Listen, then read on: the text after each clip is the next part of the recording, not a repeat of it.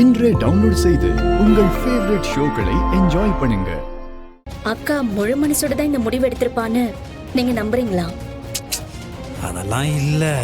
ஆனா ஏன் இந்த மாதிரிலாம் பண்ணிட்டு இருக்காங்க? மாமா, உங்க அப்பாவே நீங்க இன்னொரு கல்யாணம் பண்ணிக்கலன்னா உங்களை ஜெயிலுக்கு அனுப்பிடுவேன்னு சொல்லும் போது அப்புறம் என் அக்கா என்ன பண்ணுவா?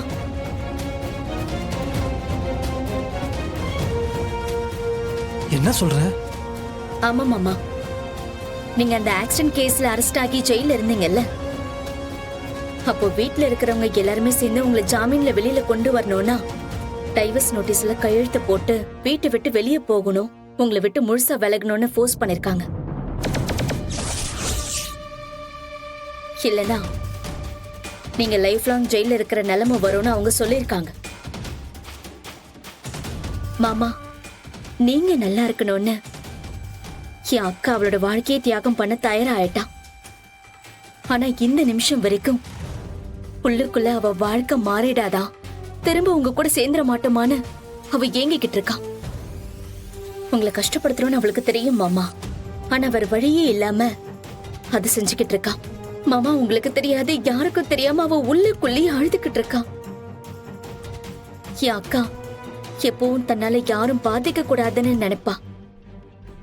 அப்படி இருக்கும்போது உங்களை எப்படி ஜெயில அவளால விட்டு வைக்க முடியும்? அவளுக்கு வேற வழியே இல்ல மாமா. இந்த நிமிஷம் வரைக்கும் உங்களை ஜெயில அனுப்பிடுவாங்கங்கிற பயத்துலதான் அவ அமைதியாவே இருக்கா. வெற்றி, அஞ்சலி சொல்றது எல்லாமே உண்மைதான்டா. இந்த உண்மையெல்லாம் எனக்கே இப்பதான் தெரிய வந்துச்சு. பாத்தியா, அவர் அங்கங்க அரசியல் விளையாட்டு கடைசியில் அந்த விளையாட்டு என்கிட்டே காட்டுறாருல. நான் காட்டுறேன் அவருக்கு யாருன்னு.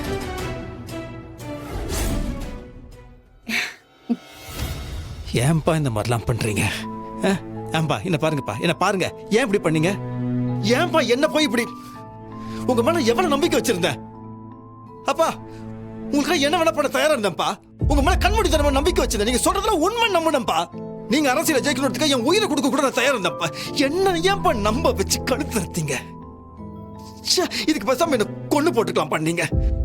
டேய் நிறுத்துடா. என்னடா பெத்த அப்பன்னு நிக்க வச்சு கேள்வி கேக்குறியா?